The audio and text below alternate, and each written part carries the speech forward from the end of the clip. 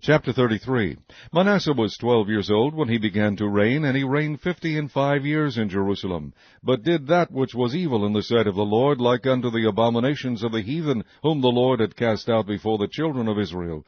For he built again the high places which Hezekiah his father had broken down, and he reared up altars for Baalim, and made groves, and worshipped all the host of heaven, and served them. Also he built altars in the house of the Lord, whereof the Lord had said, In Jerusalem shall my name be forever. And he built altars for all the host of heaven in the two courts of the house of the Lord. And he caused his children to pass through the fire in the valley of the son of Hinnom. Also he observed times, and used enchantments, and used witchcraft, and dealt with a familiar spirit, and with wizards. He wrought much evil in the sight of the Lord, to provoke him to anger. And he set a carved image, the idol which he had made, in the house of God, of which God had said to David and to Solomon his son, In this house and in Jerusalem, which I have chosen before all the tribes of Israel, will I put my name forever. Neither will I any more remove the foot of Israel from out of the land which I have appointed for your fathers, so that they will take heed to do all that I have commanded them, according to the whole law, and the statutes, and the ordinances by the hand of Moses.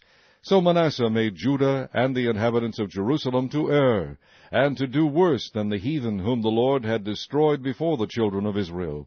And the Lord spake to Manasseh and to his people, but they would not hearken. Wherefore the Lord brought upon them the captains of the host of the king of Assyria, which took Manasseh among the thorns, and bound him with fetters, and carried him to Babylon.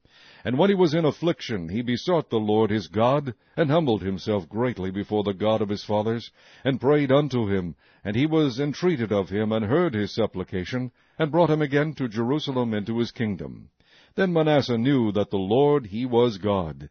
Now after this he built a wall without the city of David, on the west side of Gihon, in the valley, even to the entering in at the fish gate, and compassed about Ophel, and raised it up of very great height, and put captains of war in all the fenced cities of Judah.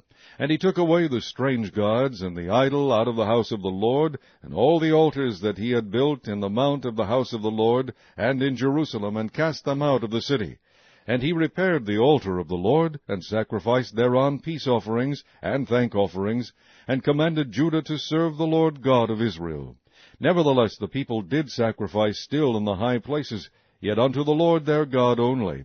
Now the rest of the acts of Manasseh, and his prayer unto his God, and the words of the seers that spake to him in the name of the Lord God of Israel, behold, they are written in the book of the kings of Israel. His prayer also, and how God was entreated of him, and all his sins, and his trespass, and the places wherein he built high places, and set up groves and graven images before he was humbled, behold, they are written among the sayings of the seers. So Manasseh slept with his fathers, and they buried him in his own house, and Amon his son reigned in his stead. Amon was 22 years old when he began to reign, and reigned 2 years in Jerusalem. But he did that which was evil in the sight of the Lord, as did Manasseh his father. For Amon sacrificed unto all the carved images which Manasseh his father had made, and served them, and humbled not himself before the Lord, as Manasseh his father had humbled himself. But Amon trespassed more and more, and his servants conspired against him, and slew him in his own house. But the people of the land slew all them that had conspired against King Amon, and the people of the land made Josiah his son king in his stead.